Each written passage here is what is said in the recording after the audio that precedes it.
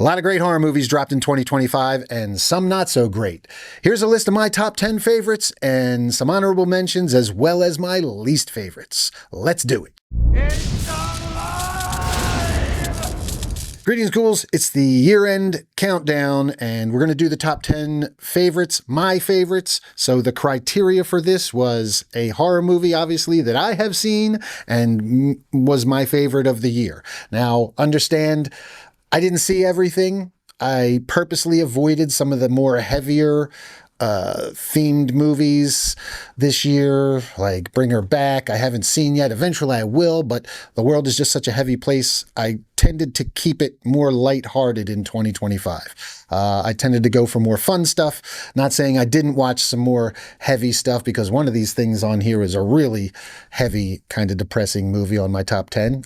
We'll get to it soon.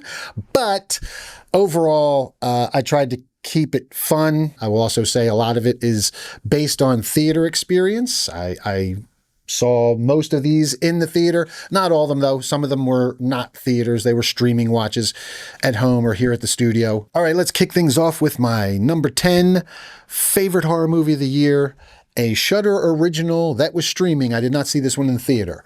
Night of the Reaper. Night of the Reaper is a nostalgic babysitter slasher. It hints at supernatural elements. It's got a great twist, a really good cast, some really solid writing. It's not perfect. I had some questions watching it, but overall, I had a blast with Night of the Reaper on Shudder, making my number 10 favorite horror 2025. Check it out if you have Shudder, AMC Plus, and you could probably rent it on Amazon and some of the other streaming outlets. But a lot of fun. Let me know what you thought if you have seen Night of the Reaper, of course. Number 9 is a movie that I was really looking forward to, and it did not disappoint. Queens of the Dead by Tina Romero. Yes, George Romero's daughter paid homage to her father by creating an updated version of Night of the Living Dead.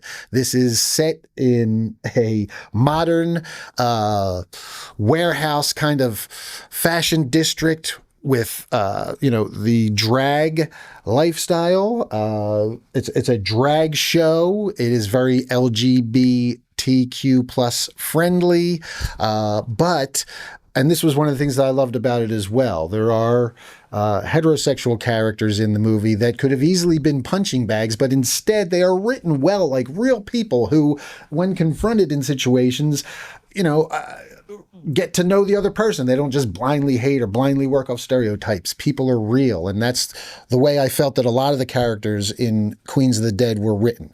I really appreciated Tina's approach to this and the way there were so many parallels.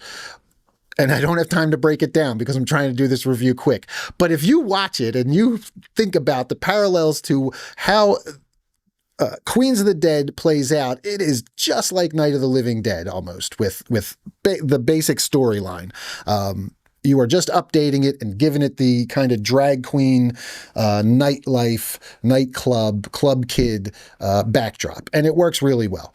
Again, not a perfect movie, but there was so much good in there that it kind of negated some of the bad stuff. There were some pacing issues, but overall, excellent, and I loved it. So Queens of the Dead, Tina Romero, my number 9 favorite horror movie of 2025. Jump into number 8, and I wondered about this one, whether it was horror, so I kind of did some Googling and looked some stuff up, and most places look at it as fantasy horror. The 2025 remake of Deathstalker by our friend Steven Kostanski, creator of Psycho Gorman, who I have here on my arm, is my number 8 favorite horror movie of 2025. Now, Deathstalker I saw in the theater. It was very limited, and I had to drive about an hour, I think, to get to where it was playing, but it was totally worth it. I absolutely loved it. I'm a child of the 80s, so I grew up and I watched the Deathstalker movies growing up, and I loved the Deathstalker movies growing up.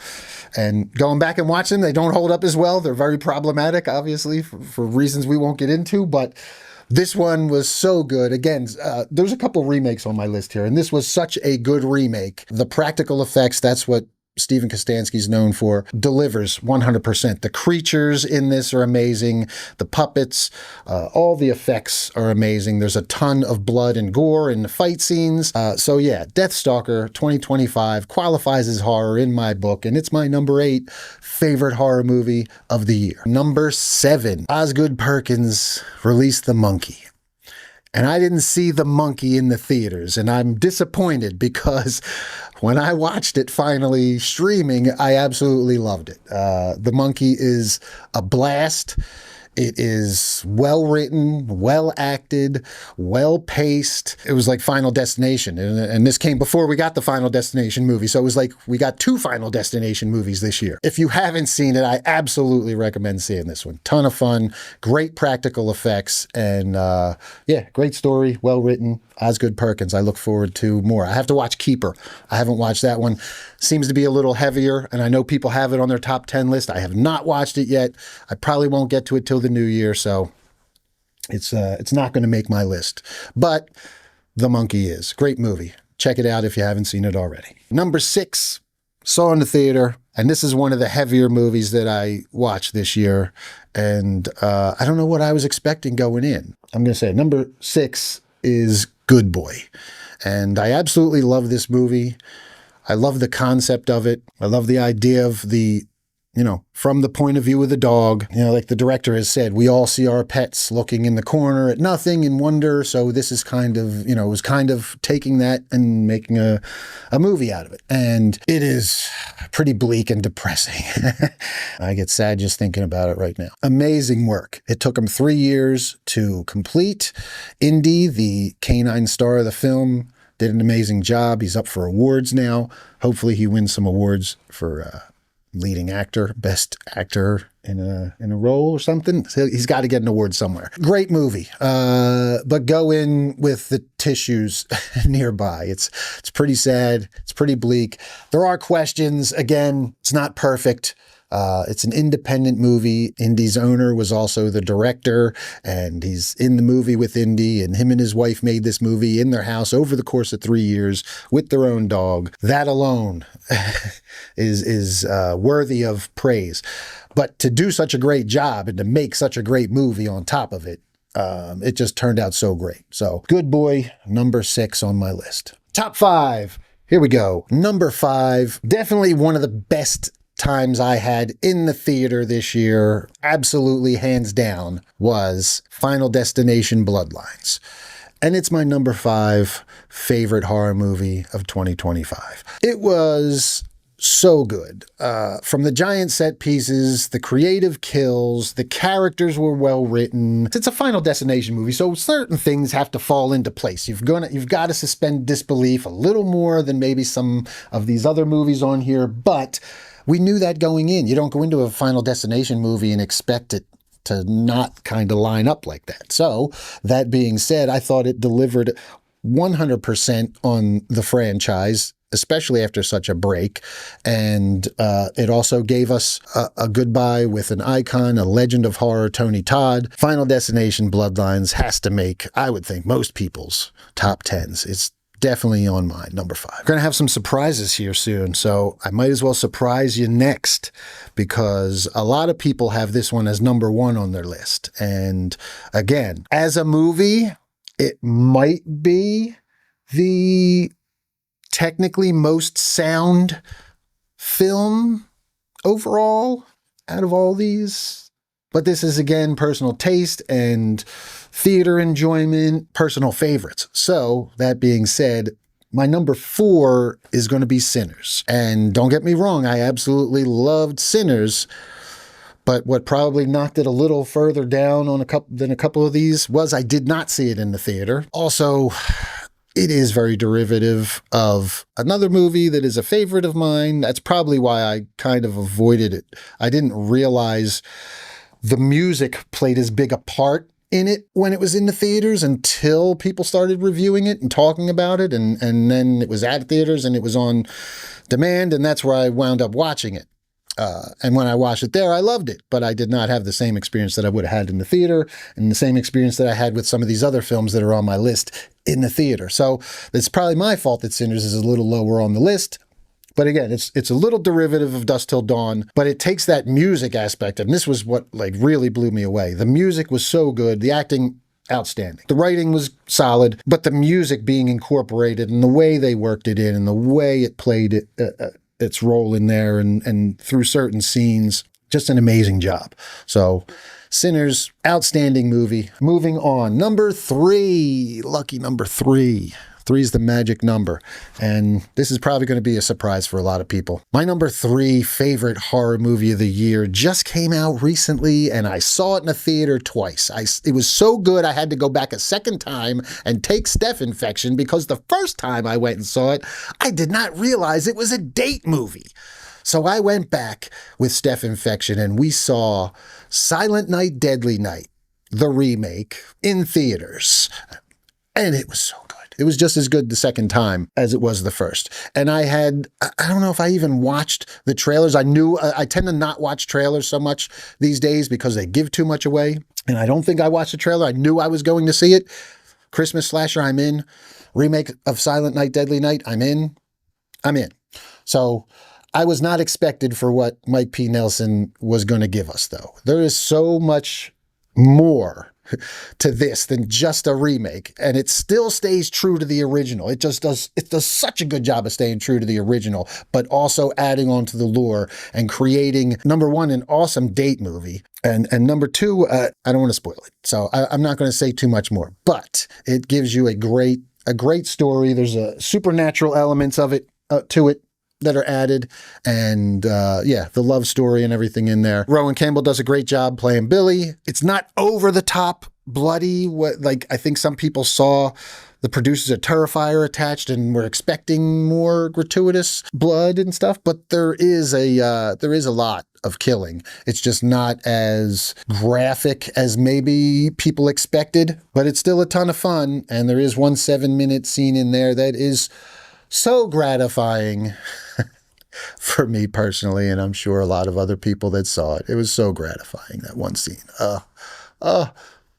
Chef's kiss. Mike P. Nelson, great fucking job. Silent Night, Deadly Night 2025, my number 3 favorite horror movie of the year. Up to the top 2. This one also was very high on most people's lists, rightfully so. I did have one big question with this one, but the rest of the movie was just so damn good, and I saw it in a theater again, so it was just a packed theater, I might add. An awesome experience.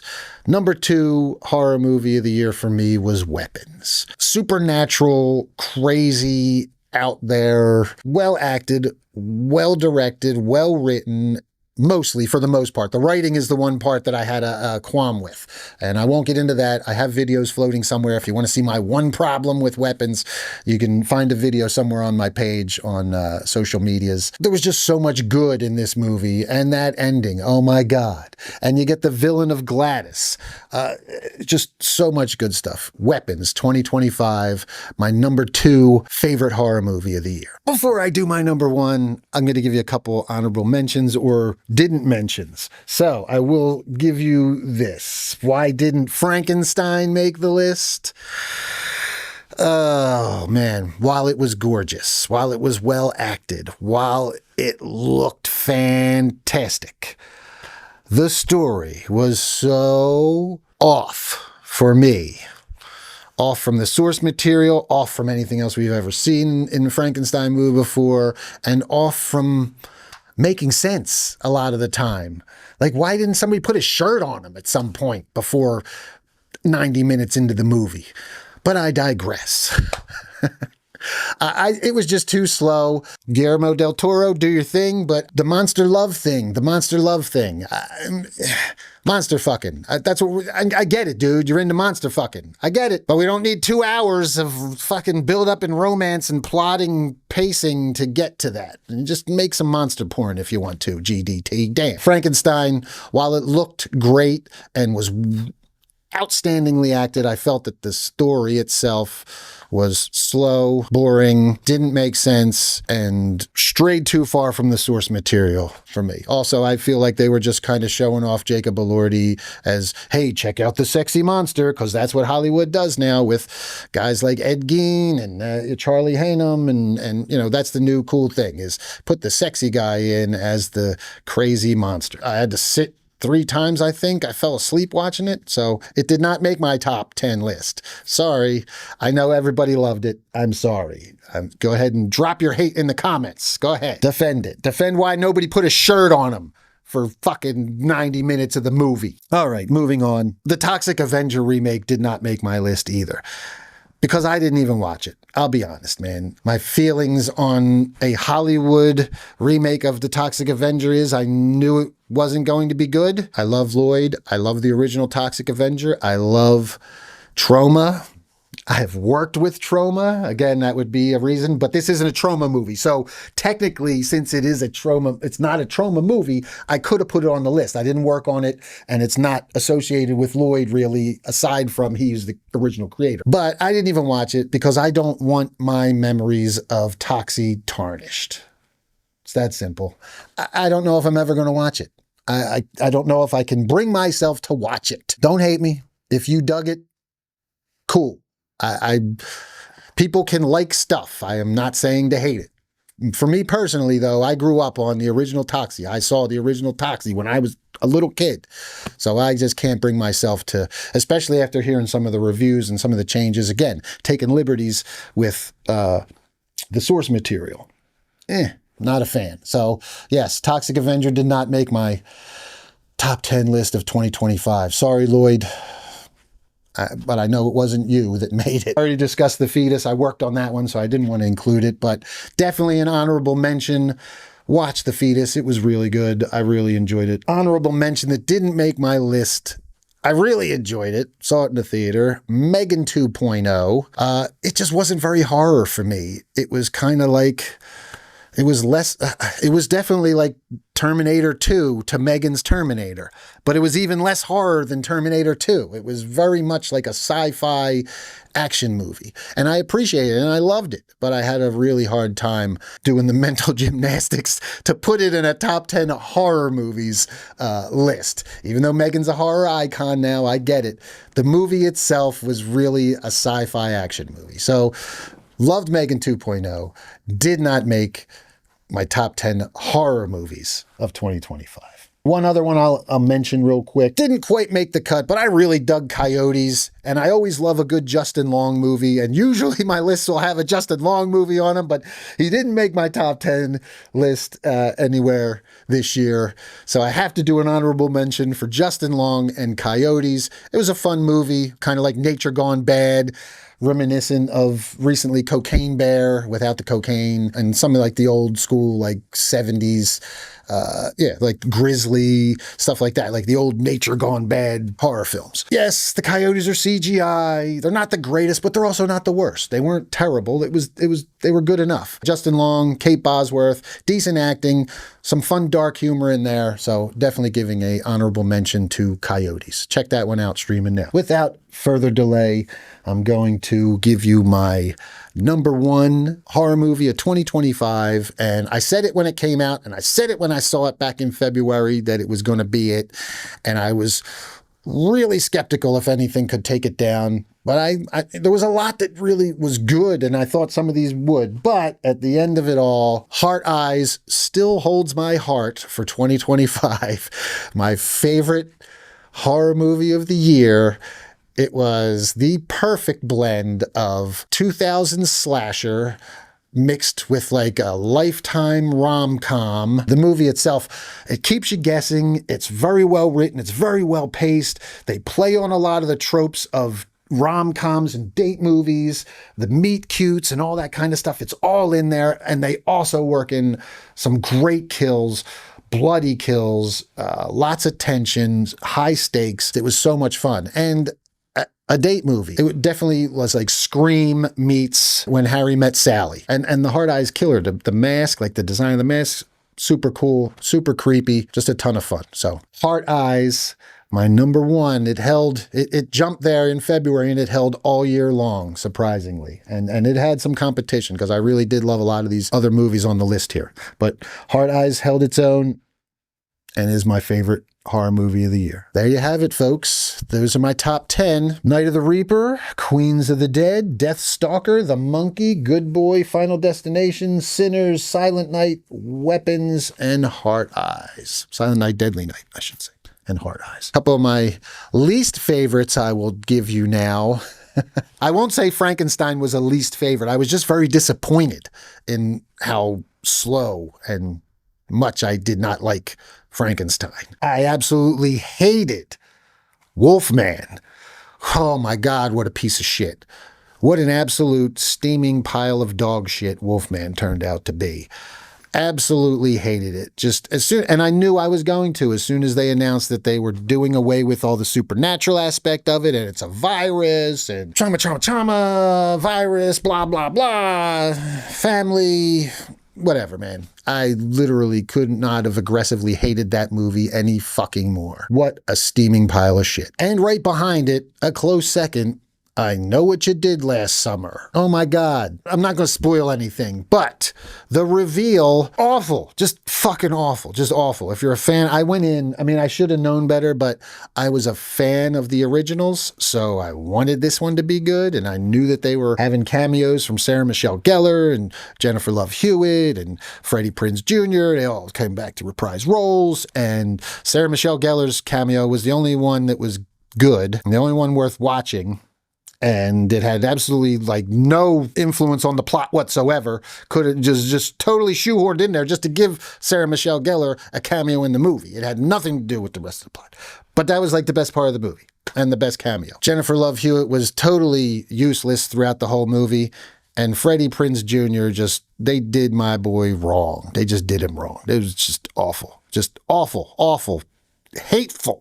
I get mad just thinking about it. Wolfman and I Know What You Did Last Summer. My two most hated movies of 2025. The two absolute stinkers. So, all right, there you have it. Let me know your thoughts, comments. Tell me why I'm crazy. Tell me what I missed. I will catch up on some of the other ones. I know there's a bunch of them out there that I have not watched yet and that are making other people's lists. But yeah, I was going for more fun stuff this year. Please make sure you like, subscribe, follow, all that good social media stuff, and tune back in. I'm going to get back at it in the new year, do more video reviews, more video content, and Amityville Barbie, more coming soon. So stay tuned and stay spooky.